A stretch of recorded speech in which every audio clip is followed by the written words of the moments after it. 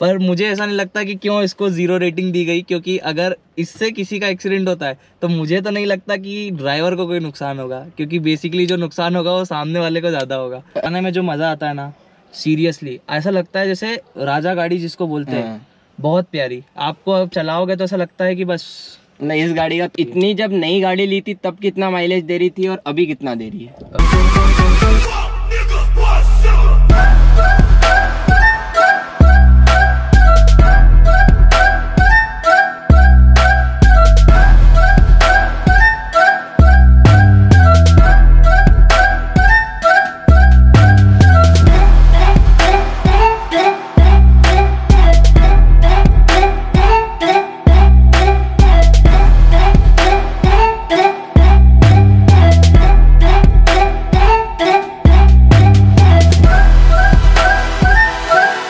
So hello everyone, welcome back to my channel.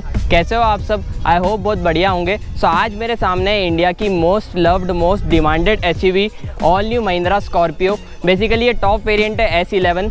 सो आज इसका detailed ownership review होने वाला है और मेरे साथ आज ज्वाइन हो रहे हैं प्रवीण और आलिन भैया। इन दोनों से हम क्वेश्चन करेंगे कि इसकी ऑन रोड प्राइस क्या पड़ी थी, एक्चुअल माइलेज कितना देती है, ओवरऑल सारी चीज़ें डिस्कस करने वाले हैं। और आप में से किसकी स्कॉर्पियो ड्रीम कार एक बार कमेंट सेक्शन में ज़रूर बता देना। सो चैनल पर कोई भी नया है तो रिक्वेस्ट है कि प्लीज़ सब्सक्राइब कर लेना। So without wasting time let's start the video. तो स्टार्ट करते हैं हमारे फर्स्ट क्वेश्चन से। सो ये कौन सा वेरियंट है, इसकी ऑन रोड प्राइस क्या पड़ी थी और अभी कितना टाइम हो गया परचेस करे हुए? तो ये स्कॉर्पियो S11 है और जैसे ही BS6 लॉन्च हुआ था हम लोगों ने इसे परचेस कर लिया था और इसको अराउंड 1 साल हो चुका है और ये हमें पड़ी थी 19,46,000। ये पूछना चाहूँगा कि टॉप वेरिएंट के लिए क्यों गए S11? देखा जाए तो S7, S9 में भी सारे नेसेसरी फीचर्स मिल जाते हैं, तो टॉप वेरिएंट लेने के पीछे कोई स्पेसिफिक रीज़न? बेसिकली हमारा जो बजट था वो 20 लाख के अराउंड था और S11 जो है वो टॉप मॉडल है और टॉप मॉडल में जो फीचर्स मिलते हैं वो बाहर से कंपनी फिटेड की जो बात रहती है वो बाहर से नहीं मिल पाते सारे। आफ्टर मार्केट कराने जाते तो आफ्टर मार्केट में वो बात नहीं रहती है जो कंपनी फिटेड आते हैं। आपने महिंद्रा स्कॉर्पियो के लिए, बिकॉज इस बजट में अगर देखा जाए तो इनोवा क्रिस्टा या और बहुत सी एसयूवीज आ जाती 20 लाख के बजट में, तो स्कॉर्पियो ही क्यों लिया आपने फिर? बेसिकली देखा जाए तो महिंद्रा से हमारा पुराना संबंध है और अगर पावर की बात करें और उन सब चीज़ों की बात करें तो महिंद्रा से बेटर कुछ और ऑप्शन में नहीं जाना। हाँ, बिकॉज ये वैसे भी लेडर फ्रेम पर बनी है, इसका मतलब ऐसा है कि स्कॉर्पियो के डायरेक्ट कंपटीशन में कोई भी नहीं है, बिकॉज इसलिए ये बेस्ट सेलिंग है।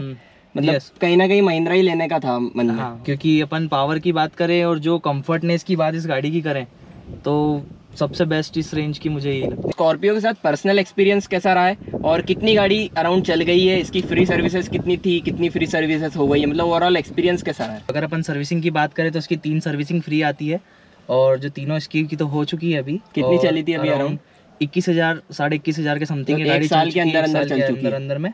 और अगर इसका पर्सनल एक्सपीरियंस की बात अगर आप करोगे तो इसको चलाने में जो मज़ा आता है ना, सीरियसली ऐसा लगता है जैसे राजा गाड़ी जिसको बोलते हैं, बहुत प्यारी। आपको अब चलाओगे तो ऐसा लगता है कि बस नहीं, इस गाड़ी का तोड़ ही नहीं है, गाड़ी का अलग ही ऊंचाई पे बैठने वाला फील आ जाता है। इसको चलाने में जो कंफर्ट है, जैसे हेडरेस्ट वगैरह सब चीजें जो इन्होंने प्रोवाइड करी है, बेस्ट अल्टीमेट गाड़ी है। इसका क्रूज कंट्रोल, जो क्रूज कंट्रोल है वो 80 से अबव का कर दे, उसके बाद जो क्रूज कंट्रोल जो चालू हो जाता है उसमें से आपको लगता है कि पूरी फ्री होके आप गाड़ी चला रहे हो। मतलब इतनी बड़ी गाड़ी है फिर भी चलाने में बिल्कुल भी डिस्कम्फर्ट नहीं लगता। बड़े अलग ही, मतलब स्कॉर्पियो में बैठे हो तो पब्लिक रिएक्शन भी मतलब अलग ही कोई मतलब स्कॉर्पियो का तो पब्लिक रिएक्शन की तो आपको पता ही है सब चीजें। और ऊपर से ब्लैक कलर है जैसा कि आपने देखा, वो भी हम आगे डिस्कस करने वाले हैं। और अगर हम इसकी लॉन्ग ड्राइव एक्सपीरियंस की बात करें, लंबे रूट पे भी ये गाड़ी से कोई तकलीफ नहीं होती है, मतलब लंबे रूट पे भी आप इस गाड़ी को आराम से ले जा सकते हैं। हम लॉन्ग ड्राइव एक्सपीरियंस तो डिटेल में आगे डिस्कस करने ही वाले हैं, इसलिए आप वीडियो पर बने रहना। सो अगला मैं ये पूछना चाहूंगा कि इस टाइम ड्यूरेशन में, मतलब 1 साल के अंदर, 1 साल भी पूरा नहीं हुआ है,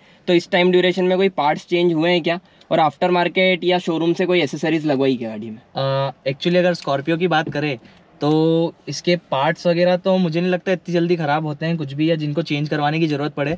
ये अगर ऐसे 1-2 लाख किलोमीटर भी चल जाए, 1-2 लाख किलोमीटर भी चल जाए तो इसके पार्ट्स में कोई तकलीफ नहीं आते हैं। हाँ, छोटी मोटी चीज़ें कुछ हैं जैसे डोर वाइजर वगैरह ये बाहर से लगाएं, बाकी तो जो S11 टॉप मॉडल है इसमें तो सारी फीचर तो पूरे एक्सेसरीज कंप्लीट ही आती है। मतलब बस डोर वाइजर लगाएं, सीट कवर भी ओरिजिनल, ये सब कंपनी की तरफ से ओरिजिनली लगे हुए हैं, सब एकदम परफेक्ट है। आप देख सकते हैं इसको, बाकी एज सच तो आपको टच स्क्रीन इंफोटेनमेंट सिस्टम मिल जाता है, सारे नेसेसरी फीचर इसमें मिल जाते हैं। फीचर आपको मिलते हैं इसके अंदर। अब बात करते हैं एक्चुअल माइलेज की, जिसके लिए सारे व्यूअर्स रुके होंगे, बिकॉज इतनी बड़ी गाड़ी है, 140 bhp की पावर प्रोड्यूस करती है, मतलब इतना पावरफुल इंजन दिया है, फिर भी अब माइलेज कितना निकल कर आता है। हालांकि फर्स्ट सर्विस भी हो गई है, तीनों सर्विस हो गई है, तो इतनी जब नई गाड़ी ली थी तब कितना माइलेज दे रही थी और अभी कितना दे रही है? जब भी हमने गाड़ी लेके आए थे उस टाइम पर तो ये अराउंड 10 के आसपास का ही एवरेज दे रही थी, बट जैसे इसकी फर्स्ट सर्विसिंग और सेकंड सर्विसिंग कंप्लीट हुई ये 12 to 13 देने लग गई, और थर्ड सर्विसिंग के बाद अभी इसका करंट माइलेज जो है वो 15 के अराउंड है। कंपनी वाले जो बोलते हैं वो अराउंड 19 तक इसका एवरेज जाने की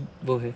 मतलब तुम्हारी क्या लोकल ही रनिंग है? मतलब हाँ, दिखता तो लोकल ही है, इसलिए मतलब कम मिल रहा है। मतलब अगर देखा जाए हाईवे पे तो 17-18 तो निकाल ही देगी आराम हाईवे से। पे अगर चलती है कंटिन्यूस तो 17-18 का एवरेज निकाल देती है, और अगर अब सिटी में चलाते हैं बार बार गियर चेंज होते हैं वगैरह, हाँ, तो इसलिए माइलेज थोड़ा गिर जाता है। मतलब फिर भी सिटी में इतनी बड़ी गाड़ी आप चला रहे हो, मतलब नॉर्मल कौन सी बजट 1200 सीसी की गाड़ी देखोगे वही आपको सिटी में 17-18 देती है, नॉर्मल हैचबैक वगैरह। अब ऐसा है ना कि हाथी खरीदा है तो उसको पालने के वो भी तो रखो, थोड़ा बहुत माइलेज ऊपर नीचे होता है, पर इतनी बड़ी गाड़ी खरीदी तो माइलेज कोई नहीं देखता। माइलेज तो अब जो इंसान अगर 20 लाख की गाड़ी चला रहा है तो उसके लिए माइलेज पे इतना सोचना मुझे नहीं लगता कि ठीक है। माइलेज से तो कोई मतलब ही नहीं, बढ़िया गाड़ी चला, मतलब ही नहीं। अगर आपकी पसंद है महिंद्रा स्कॉर्पियो तो फिर आपको ये लेनी चाहिए। माइलेज भूल जाओ, माइलेज भूल जाओ। और वैसे भी 17-18 का माइलेज को इतना कम नहीं होता है, निकाल देती है, 15 तक भी एवरेज पुरता है। 20,000 के ऊपर चला दिए, मतलब एक तो कौन सा लंबा लॉन्ग ड्राइविंग एक्सपीरियंस हो गया होगा जिसमें आपका पैची रोड्स पर कैसा रिस्पॉन्स रहा, 7 पैसेंजर्स के लिए कंफर्टेबल थी कि नहीं, माइलेज कितना निकला, ओवरऑल सारा मतलब आपका कौन सा एक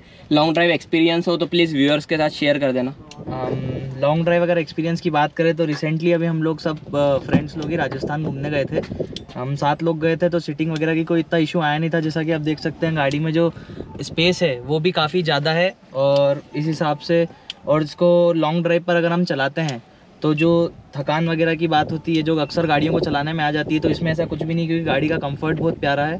और अगर हम बात करें ऑफ रोडिंग की या पैची रोड्स की या फिर स्पीड ब्रेकर जो थोड़ी सी रोड अनसर्टेन ब्रेकर आ जाते हैं, ऑफ रोडिंग टाइप उसके लिए भी, तो इसका गाड़ी में जो है फीचर्स इतने प्यारे हैं कि ऑटोमेटिक हमको पता भी नहीं चलता कि जैसे कोई दचका वगैरह से नॉर्मल आराम से निकल जाती है।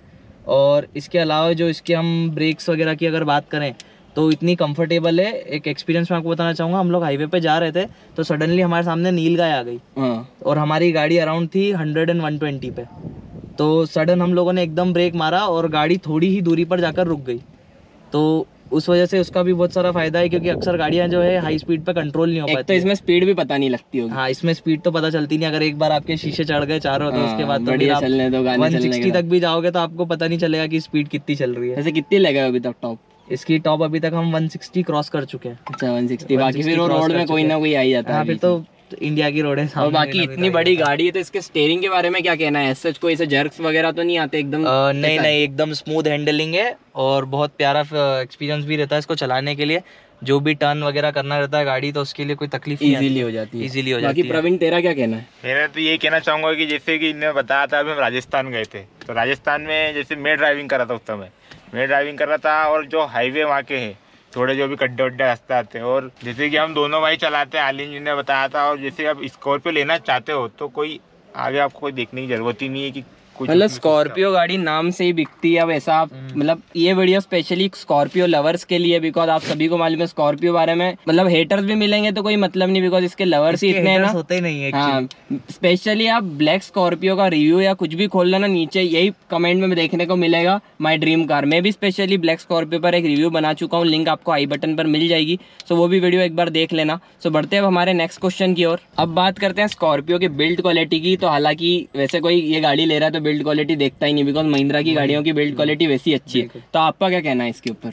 यार महिंद्रा की गाड़ियाँ बिल्ड क्वालिटी तो महिंद्रा का नाम ही काफ़ी है। वैसे अगर हम सेफ्टी रेशो की बात करें तो इसको रेटिंग तो 0 दी गई है सेफ्टी की, पर मुझे ऐसा नहीं लगता कि क्यों इसको 0 रेटिंग दी गई, क्योंकि अगर इससे किसी का एक्सीडेंट होता है तो मुझे तो नहीं लगता कि ड्राइवर को कोई नुकसान होगा, क्योंकि बेसिकली जो नुकसान होगा वो सामने वाले को ज़्यादा होगा। अच्छा। भले उसकी 3 स्टार रेटिंग हो सेफ्टी के मामले में, क्योंकि ये जो इसकी जो क्वालिटी है और जो रॉयलनेस इसके अंदर है और जो पावर इसके अंदर है, उस हिसाब से देखा जाए तो मेरी नज़र में तो बिल्ड क्वालिटी तो बहुत शानदार है, बहुत प्यारी।